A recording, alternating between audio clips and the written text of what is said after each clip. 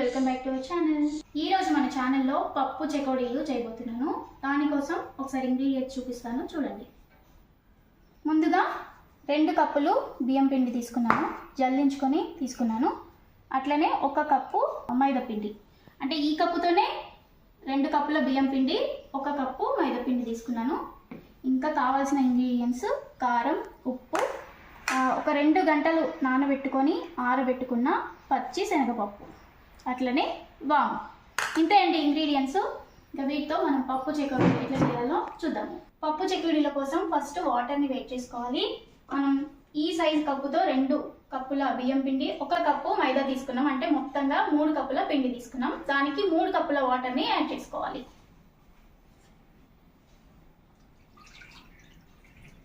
1 cup, 2 కప్పులు,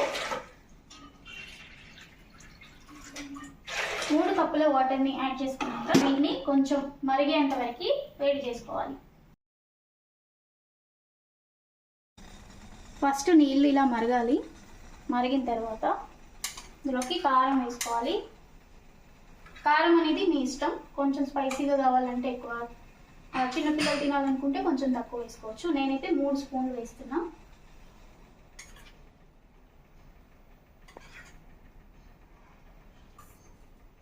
ఒక spoon వాము, తగినంత ఉప్పు.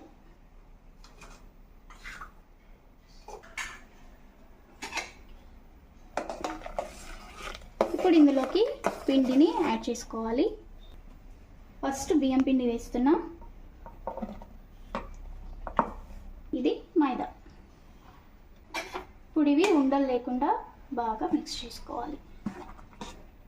మిక్స్ చేసుకున్నాక ఒక్క 2 నిమిషాలు లో ఫ్లేమ్లో ఉంచేసి స్టవ్ ఆఫ్ చేసేస్తే సరిపోతుంది. వాటర్తో పిండిని బాగా మిక్స్ చేసుకున్నాక స్టవ్ ఆఫ్ చేసేసి ఇది కాస్త చల్లగా అవ్వాలి. దానికోసం ఒక వెడల్పుగా ఉన్న ప్లేట్లోకి ట్రాన్స్ఫర్ చేసుకుందాం.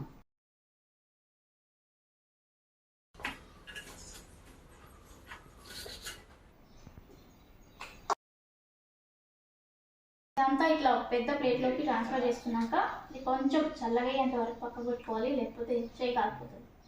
తర్వాత దీన్ని చపాతీ పిండిలాగా మంచిగా కలుపుకోవాలి. ప్లేట్ చిన్నగా అయిపోయింది, అందుకని చెప్పి ఇందులో కొంచెం తీసేసి ఇప్పుడు ఇది చపాతీ ముద్దలాగా కొంచెం కొంచెంగా కలిపి పక్కన పెట్టుకోవాలి. కొంచెం గోరువెచ్చగా ఉన్నప్పుడే కలుపుకోవాలి. ఇలా కలుపుకున్నాక కొంచెం ఆయిల్ వేసుకుంటే పిండి చేతికి అతుక్కోకుండా స్మూత్గా ఉంటుంది.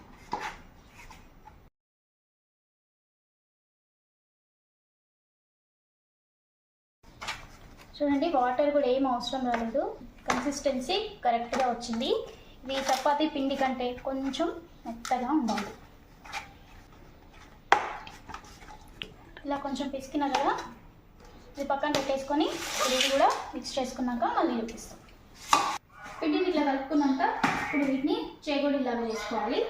అన్ని చెకోడీలు ఒకే సైజులో రావాలి అనుకుంటే ముందుగా మనం ఇట్లా చిన్న చిన్న ఉండల్లాగా ఒకే సైజులో అన్నీ చేసి పెట్టుకుంటే కొంచెం ఈజీగా ఉంటుంది, అన్నీ ఒకే సైజులో వస్తాయి. ఇలా చేసుకున్నాక ఒక ప్లేట్లో కానీ ఈ కింద బండ పైన కానీ ఇలా కాల్చుకోవాలి. ఇలా కాల్చుకున్నాక మనం ముందుగా ఆరబెట్టిన పచ్చి శనగపప్పు ఉంది కదా, అది ప్లేట్లోకి వేసుకొని ఈ పప్పులో ఈ పిండిని ఇలా రోల్ చేసుకుంటే ఈ పప్పు అంతా కూడా పిండికి పట్టుకొని ఉంటుంది.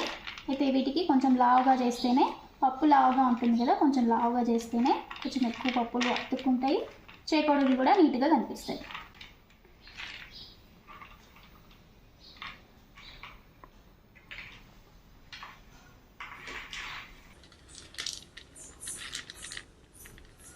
ఇలా అన్ని చెకోడీలు చేసుకొని ఒక ప్లేట్లోకి పెట్టేసుకుంటాం. పిండి తడి ఆరకుండా మనం క్లాత్తో కవర్ చేసి పెట్టుకోవాలి.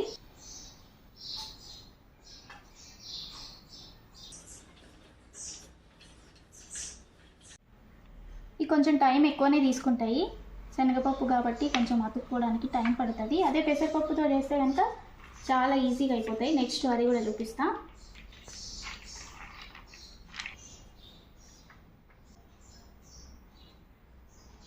అన్నీ ఇలా రెడీ చేసుకొని పెట్టుకోవాలి. అలాగే ఓన్లీ శనగపప్పుతో కాకుండా పెసరపప్పుతో కూడా ఎట్లా చేయాలనేది చూద్దాము.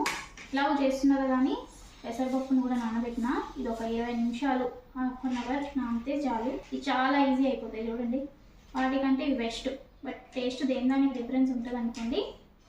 ఈ పప్పు అయితే ఈజీగా దీనికి అతుక్కుంటుంది, అది కొంచెం కష్టపడాల్సి వచ్చింది. ఇట్లా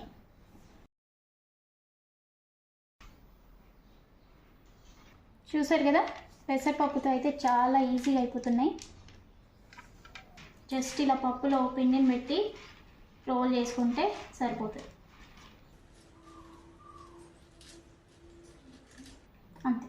ఇంకా ఫ్రై చేసేటప్పుడు చూపిస్తాను. ఇప్పుడు ఈ రెండింటిని ఫ్రై చేద్దాం. ఆయిల్ని వేడి చేసుకోవాలి.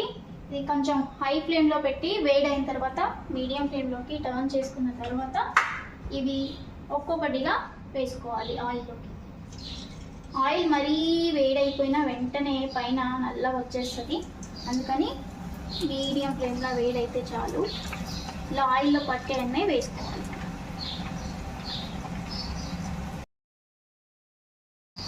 అయితే ఇవి వేసిన వెంటనే అస్సలు కదిలించొద్దు, ఎందుకంటే షేప్ అవుట్ అయిపోతుంది.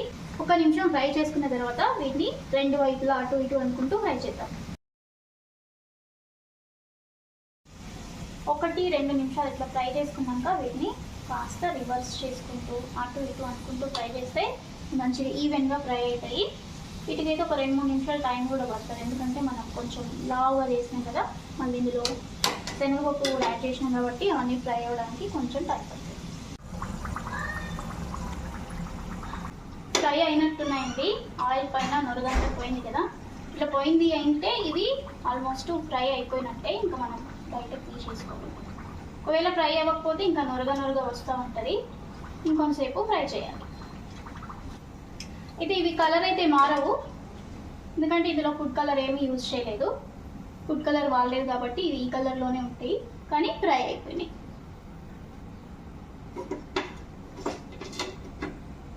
ఇప్పుడు పెసరపప్పుతో చేసిన చెకోడీలను వేస్తున్నాను.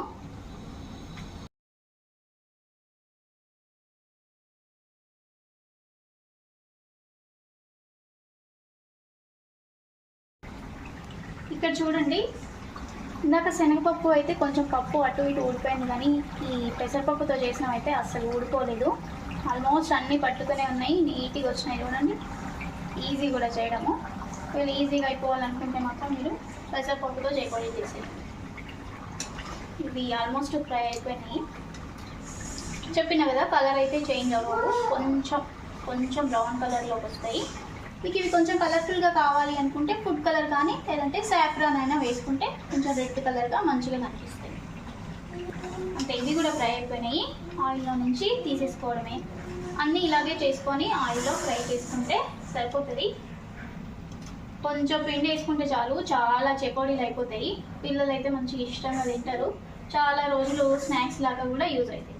బాక్స్లోకి కానీ ఇంట్లో ఈవినింగ్ తినడానికి కానీ పిల్లలకి బాగా యూజ్ అవుతాయి. టైం ఉంటే కనుక ఇట్లా చేసి పెట్టుకోండి.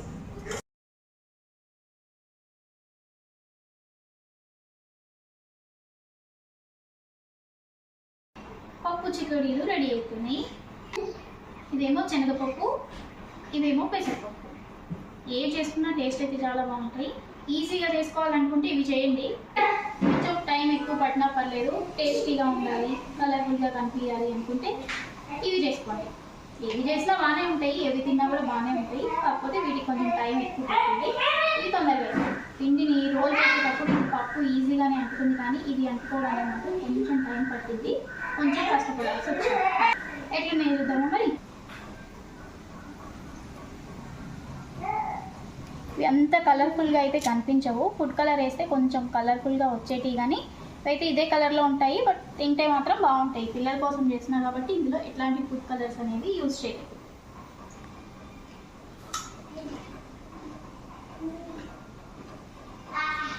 ఇవి పెసరపప్పుతో చేసినాయి, చాలా క్రిస్పీగా చాలా బాగా వచ్చినాయి. ఇవి కూడా చాలా క్రిస్పీగా వచ్చినాయి, మంచిగా ఫ్రై అయినాయి, అస్సలు పచ్చిగా లేదు. వీటిలో తింటే కూడా బాగా సౌండ్ కూడా వస్తుంది. కోసం చూడండి క్రిస్పీగా. అంతే, ఇట్లా చేసి పెట్టుకుంటే ఒక వారం 10 రోజులు హ్యాపీగా తినొచ్చు.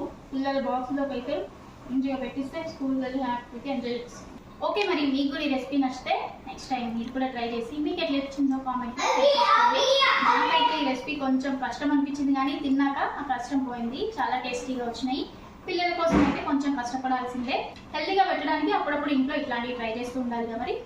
ఓకే అండి, నెక్స్ట్ వీడియోలో మళ్ళీ కలుద్దాం. అంతవరకు మన ఛానల్ని వాచ్ చేసుకోండి. Bye bye.